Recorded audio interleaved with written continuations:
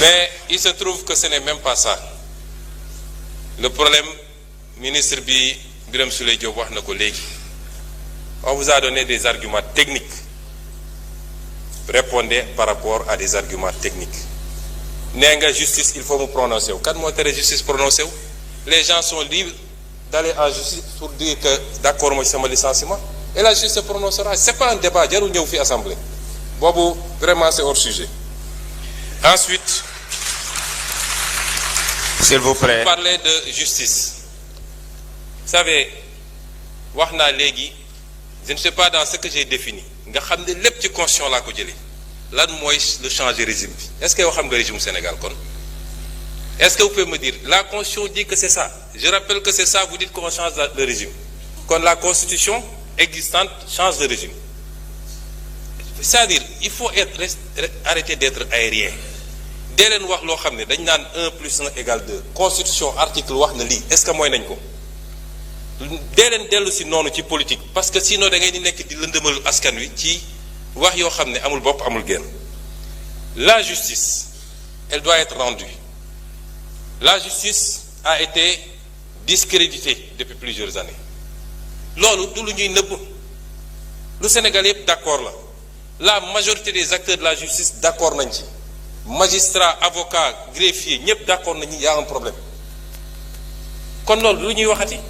Te ñi yàq justice nitu justice loxoom mi ngi ci lenn ci nitu justice yi du ñëpp parce que gis nañ li fi xew ak comment on a instrumentalisé des magistrats ba ñëpp ñaawlu ko loolu am na fi et cette justice là il faut l'aider à se redresser parce que erreur bi sénégalais yi warul def mooy jàpp ni dès lors qu'on a élu le président Bassirou Diomaye Faye le 24 mars mbir mi changé na déedéet.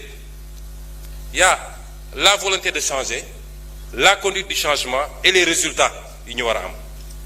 L'État, c'est le même État qui est là, les mêmes agents, hauts fonctionnaires, magistrats, etc. Loolu c'est pas parce que changé nga président rek que loolu changé na de liggéey la boo xam ne au jour le jour lañ koy def. Ce qu'on appelle l'État profond, il est encore là avec ses habitudes te liggéey la boo xam ne du liggéey bu yomb. Mais la justice, le peuple a le droit de dire que j'attends. C'est le service public de la justice. Pourquoi on peut mettre la pression sur le président, sur le Premier ministre, sur l'Assemblée, et le peuple au nom duquel la justice est rendue n'a pas le droit de dire mais j'ai un problème si c'est ma justice ne muy doxee. Au nom de quoi? On dit le temps de la justice n'est pas le temps des hommes. Le temps de la justice est le temps des hommes parce que la justice est rendue au nom des hommes. Et en matière de justice, il y a un principe qui est important, la célérité.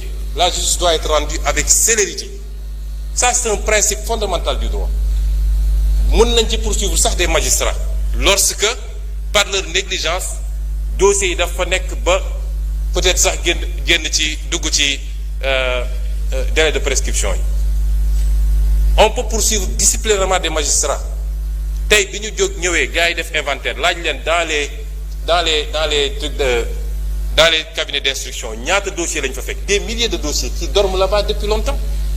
On peut trouver des justifications, peut-être amuñu suffisamment d'effectifs, peut-être les conditions de travail, mais en tout cas de cause, la justice doit être rendue avec célérité parce que le citoyen doit pouvoir connaître son sort rapidement et la société doit pouvoir être édifiée sur le sort du citoyen. Est-ce que yoon la ñu ne nit jàpp nañ ko pour une banalité mu def 10 ans ñu ne mi ngi instruction? Est-ce que vous voudriez être dans cette situation vous?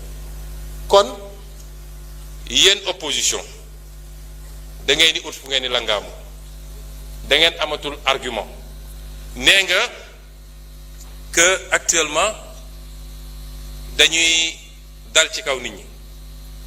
Gis nga la liberté d'expression constitution moo consacré la liberté d'expression.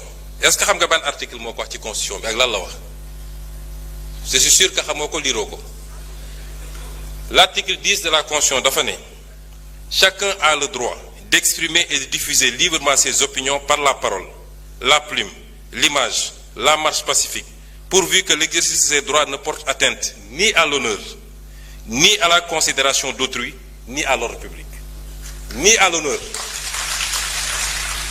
Parce que ce qui se passe actuellement cette opposition là nga xam ne ñemewuñu parce que xamante nañu ñoom ñooy dem jël ay xale yoo xam ne koo ci laaj mu ne la aw ma certificat yónni leen ci télé ne leen dem leen saaga ji pour attenter à l'honneur des gens, pour attenter à la dignité des gens, à la considération d'autrui et à l'ordre public. Et vous croyez que ça n'est pas au nom de la liberté?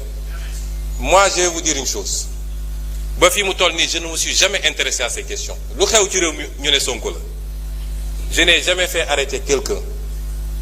Le ministre de la Justice est là.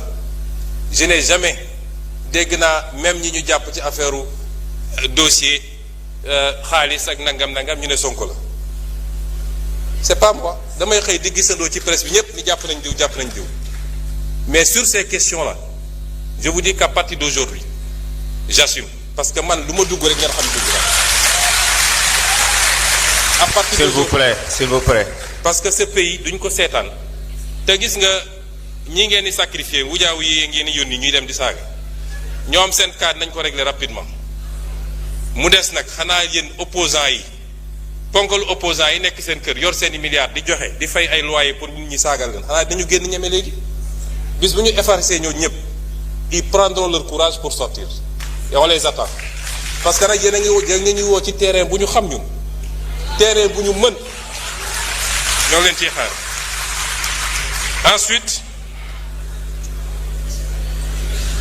vous citez le cas d'un journaliste. Des journalistes qui reprennent soi-disant des articles. Est-ce que vous savez ce que la loi a dit? Vous êtes journaliste. Le responsable principal, c'est le rédacteur en chef ou le directeur de publication. C'est lui le premier responsable. Tu prends un article, tu dis, policiers ñu bëgg a génne dañ leen fiy génne dama joxe benn misaal dañ leen fiy génne parce que on veut aller prendre des rebelles du FDC remplacer leen ko ngeen ne loolu dañ ko bàyyi mu jàll.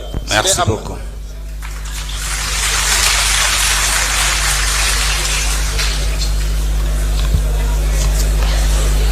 Honorable Ousmane Diop.